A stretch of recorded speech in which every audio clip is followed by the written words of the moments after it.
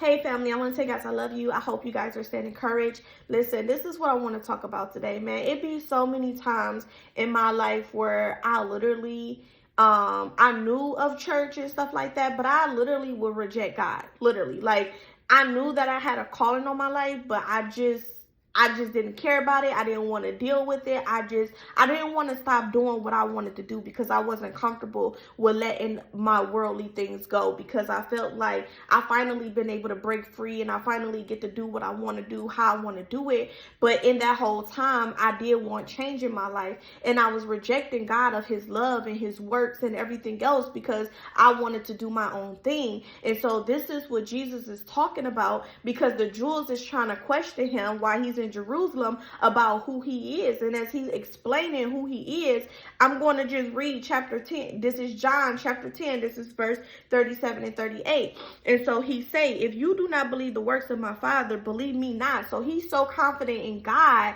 and in what he can do in his ability. Then it says in 38, but if I do, though ye believe not me, believe the works, that ye may know and believe that the Father is in me and I am in him. And so what the Lord is saying at this point is, if you don't at least believe me, believe the works of my Father, the works that he's doing, because he even tell us so many times in the Bible that I come of my Father's authority, not of my own authority. Jesus is the walking flesh of God.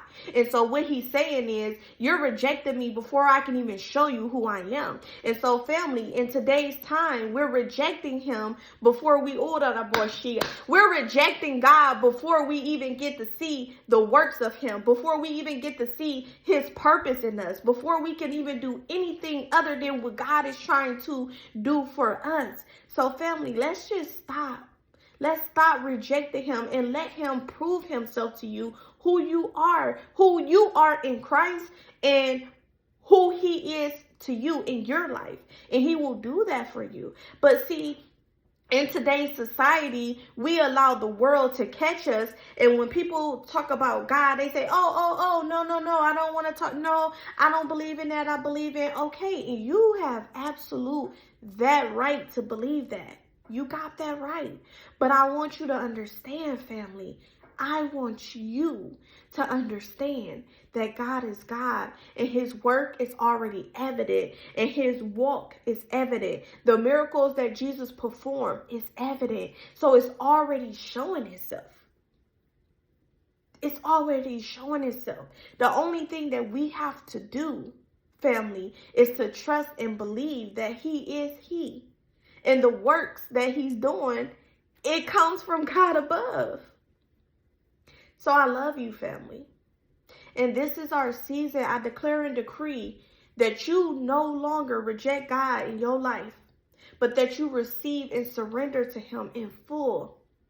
That you receive and surrender to him in full, because he loves you that much. And he's trying to prove to you who he is and what he's capable of. God is the beginning and the end, the Alpha and Omega. No one can come before God. Nobody. Nobody.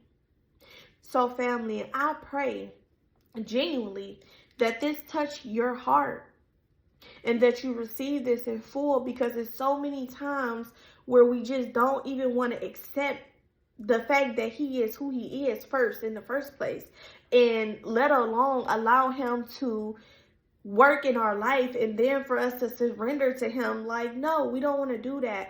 But I pray and declare and decree that this is your season, that you trust in him more than you ever have. I don't know, Boshia, that you surrender to him more than you ever have in your whole life.